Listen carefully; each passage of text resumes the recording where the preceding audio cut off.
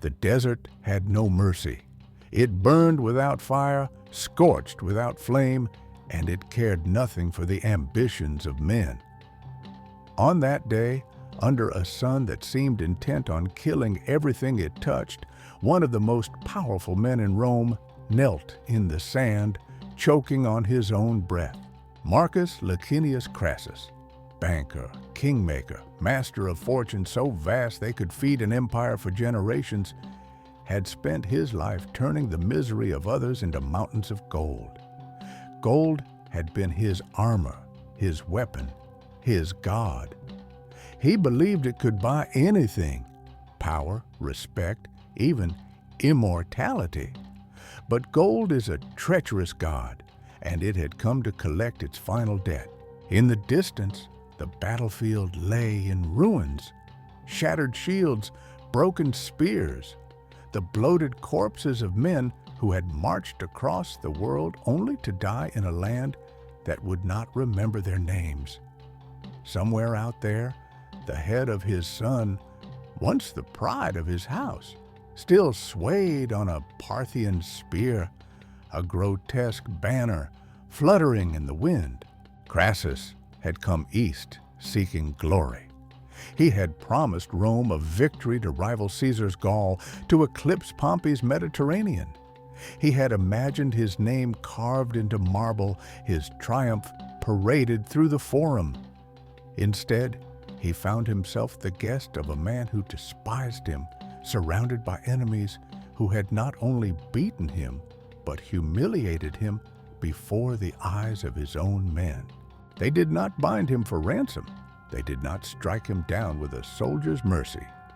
No, his captors had something else in mind.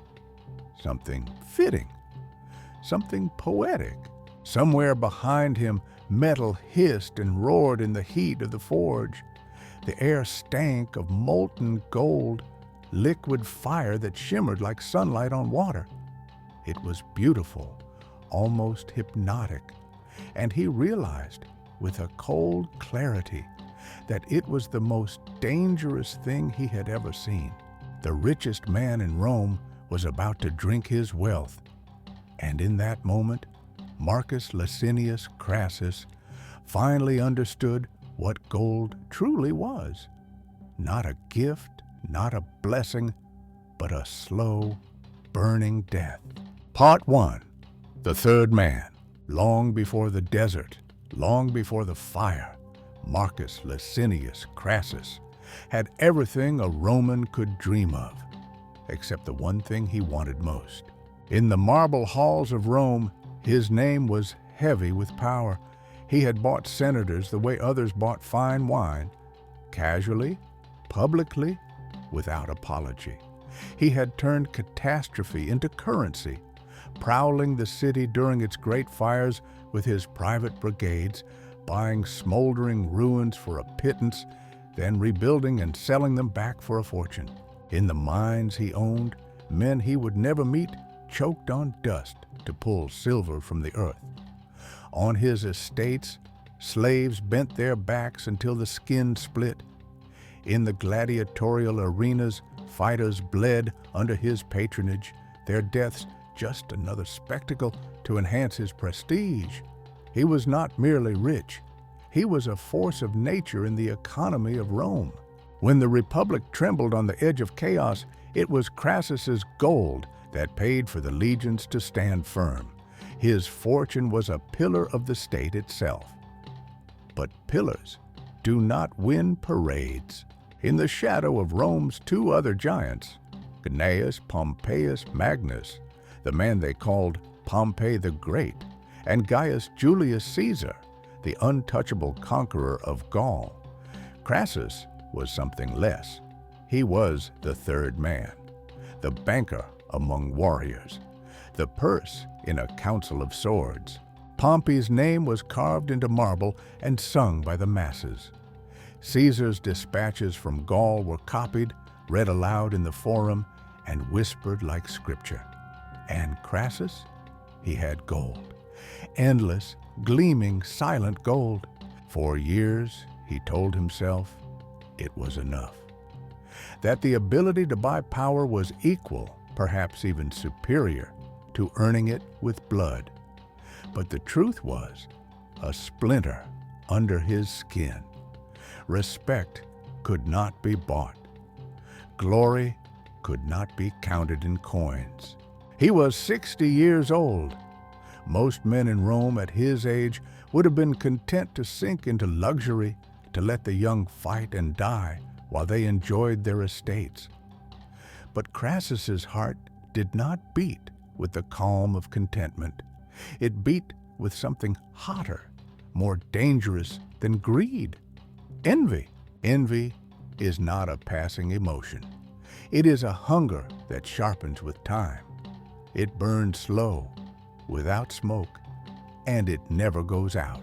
And beyond the eastern horizon, past the Euphrates, lay the kingdom of Parthia, a land of silks and spices, where kings wore crowns of hammered gold and cities glittered with wealth Rome had never touched.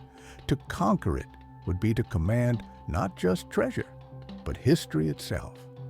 The gold of Parthia would dwarf his fortune. Its conquest would silence every whisper that had ever called him a coward. He began to dream of it the way a drowning man dreams of air: frantic, consuming, unstoppable. In the Senate, there were murmurs against him. The official channels refused to grant him the war he craved, but Marcus Licinius Crassus had never needed permission to take what he wanted. And once he set his eyes on something, not even Rome itself could stand in his way. Part 2. Into the Trap. The spring of 53 BCE burned hotter than any in living memory. The Euphrates lay before them like a sheet of molten bronze under a merciless sun. One by one, the legions waded across. 7 legions in all, 40,000 infantry, 4,000 cavalry, and a train of auxiliaries, servants, merchants, and camp followers that stretched to the horizon. Shields gleamed, spear points flashed, crimson standards rippled against the pale sky. It was the kind of sight that could crush the will of lesser nations by spectacle alone. From the ridges and hills, farmers and traders watched in silence. Some laid down their arms and opened their gates without resistance. Others vanished into the empty wilderness, leaving behind streets where shutters banged in the wind and market stalls sagged beneath the weight of dust. Crassus saw surrender. In truth, it was the first thread tightening in the net. Somewhere beyond the mirage-heavy horizon, Serena waited. Parthia's young general, tall, striking, adorned like a prince, carried himself with the elegance of a courtier and the precision of a killer. His army was smaller, but every man and beast in it belonged to this land. Horses bred to cross burning plains without a sip of water. Bows so powerful they could punch through armor from beyond the reach of any Roman javelin. Tactics shaped by centuries of fighting in an empire defined by open space and endless horizon. Serena understood the Roman mind. He knew they hungered for the moment when 2 armies would face each other in the dust, shield to shield, sword to sword, a single clash to decide fate. So he withheld it from them. Days passed in a blur of heat and distance. The Parthians never stood to fight. They appeared in flashes, a line of horsemen glittering in the sun, banners fluttering, the sound of hooves like distant thunder, only to dissolve back into the sand before the Romans could advance. Scouts returned with the same stories, riders circling far out of reach, never closing, never committing. The desert began to bite. Water wagons came back lighter than when they left. Supply trains simply vanished, their wagons found days later as burned-out skeletons in the sand. Horses tossed their heads, ribs showing beneath stretched hides. Men walked with salt crusting their lips, their eyes sunken and bloodshot. At night, the camp became a theater of dread. Hoofbeats drummed just beyond the outer pickets, always stopping before contact. Shadows shifted at the edge of firelight, there one heartbeat and gone the next. Sometimes there was the hiss of a bowstring, but no arrow followed, just the sound, a taunt in the dark. The men whispered of spirits that haunted the desert, of armies that could turn to sand and vanish. The veterans spat at such talk, but they too slept with their hands on their swords. Local guides pleaded with Crassus. They will not fight you in the open. They will not give you the battle you want.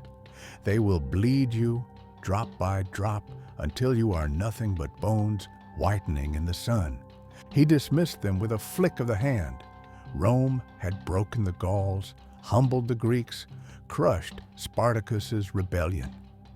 Parthia was just another name to carve on the Republic's long roll of victories. The desert, he told himself, was only another battlefield. Yet, even as he spoke, the heat pressed heavier on his shoulders. The horizon wavered in the shimmer of false lakes, mirages that beckoned and vanished. Somewhere deep inside, a quiet, unwelcome truth took root. He was no longer marching toward triumph. He was marching into a place where the land itself was the enemy, and the enemy knew it better than anyone. Part 3. Carhae, the price of arrogance. Dawn crept over Carhae like a knife unsheathing. The sand lay cool for a fleeting moment, but the heat was already gathering, rising from the earth, waiting to smother the living. Crassus's legions stood in perfect order, heavy infantry at the center, cavalry on the wings, light troops screening the front. Standards gleamed with the first light, bronze and steel polished until they caught the sun like fire. It looked like the dawn of victory.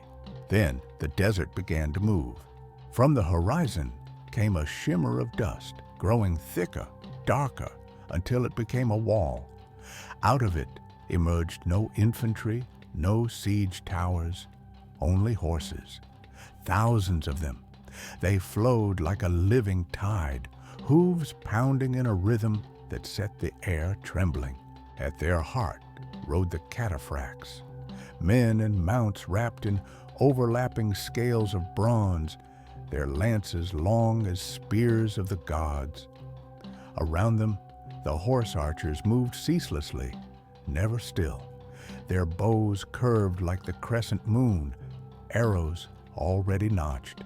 Then came the drum, one single deep beat, steady, relentless, echoing across the plain. It was not the sound of marching, it was the sound of something ancient and patient, something that could wait all day to kill you. The first arrows fell like a sudden storm, not a few, not in waves, but in sheets, blackening the sky, hissing through the air. They slammed into shields, punched through mail, found the gaps between plates. Men staggered, horses screamed, shields grew heavy with the weight of shafts bristling from their faces. Rome's legions had faced archers before, but never like this. The Parthians had brought wagons laden with arrows, circling in and out of the battle, ensuring the rain never stopped. Crassus held his ground, ordering tighter formations, shields locked, heads low. But tighter formations meant slower movement, and slower movement meant the Parthians could dance just beyond reach, killing without ever being touched. On the right flank, his son Publius watched the Parthian center, a glittering mass of cataphracts holding steady as if inviting a strike. Publius took the invitation. With a shout, he led his cavalry in a thunderous charge. Sand billowed under pounding hooves, spears leveled for the kill.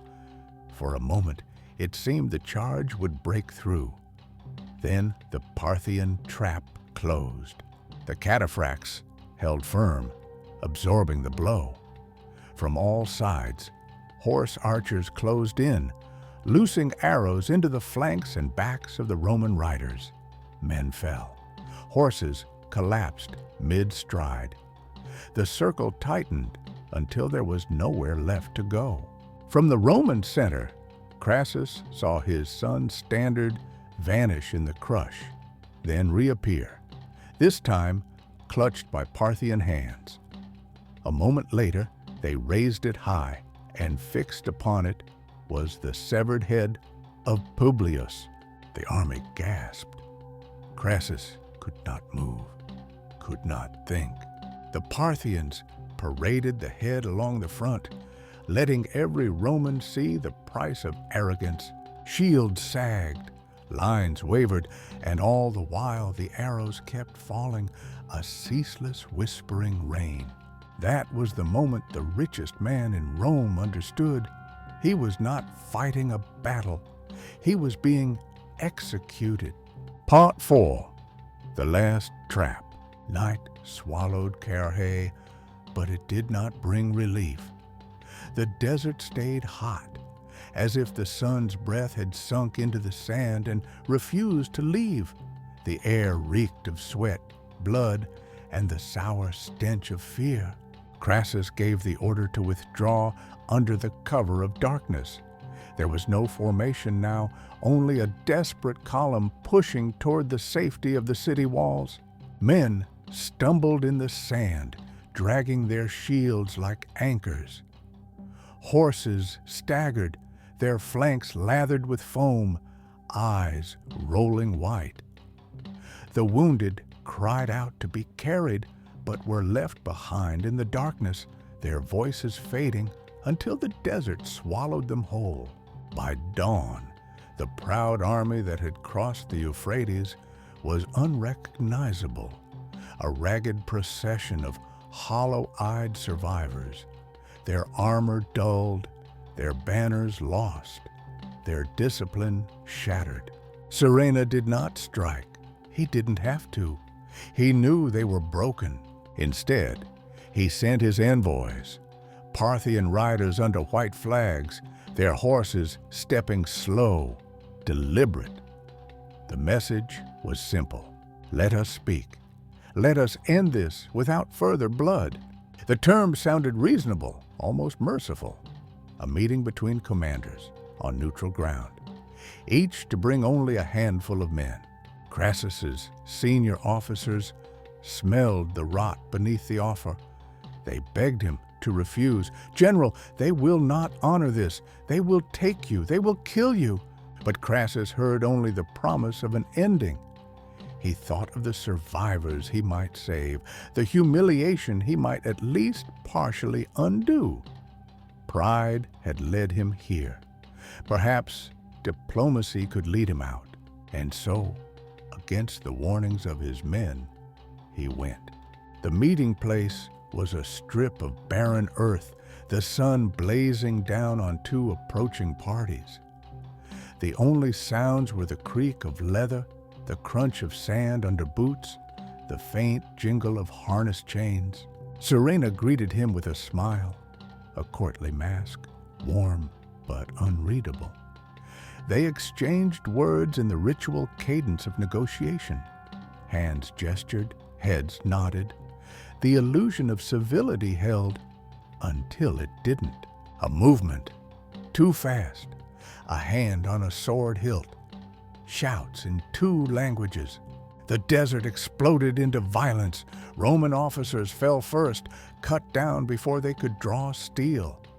Crassus was seized, wrenched to his knees, his face pressed into the hot sand. When they pulled him up, he saw it. The forge, a crucible squatted over the coals, its contents shimmering like a captured sun. The gold rippled and spat, alive with heat, throwing molten light across the faces of his captors.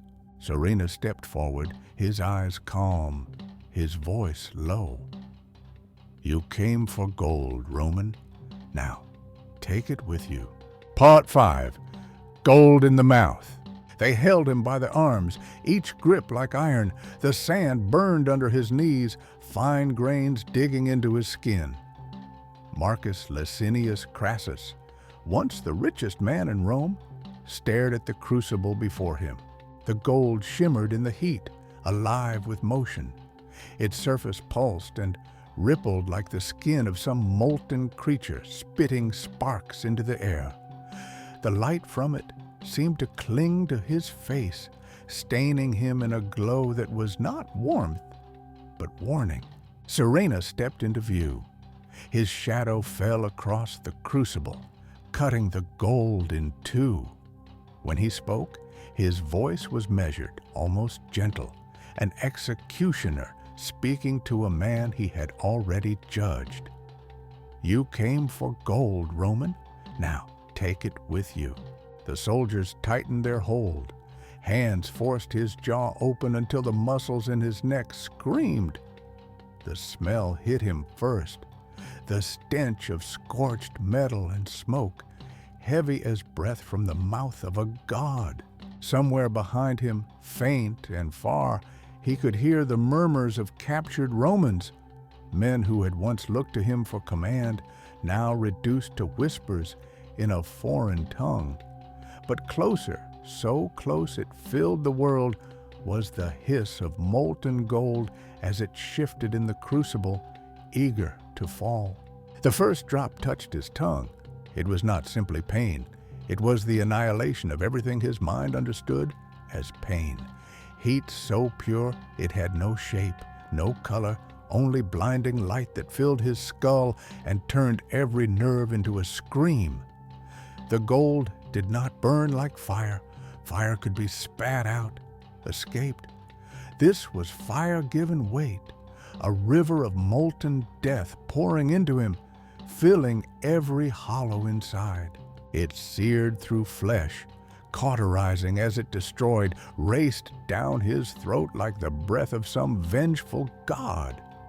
He tried to cry out, but the gold smothered the sound before it was born, swallowing his last voice in a flood of metal. His eyes bulged, his hands clawed at the air, grasping nothing.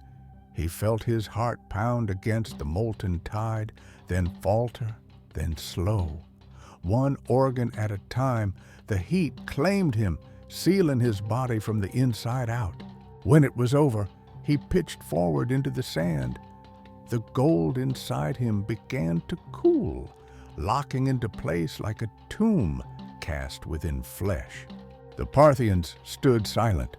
Some nodded in approval, others spat into the dust. Serena did not linger.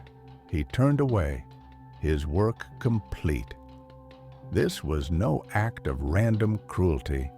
It was a message carved in gold and death, and that message would reach Rome like a thunderclap. Within weeks, the story raced through the marble streets. The man whose wealth had once bought legions had been destroyed by the very thing he worshipped. The first triumvirate collapsed into rivalry. Pompey and Caesar moved toward civil war. Rome's dream of conquering the East withered in the long shadow of Parthia's warning. In the years that followed, the tale sharpened in every retelling. The molten gold became more than an execution. It became a parable, a warning whispered in marketplaces, etched into plays, written by historians as though it were divine justice. That the things we hunger for most are often the very things that consume us.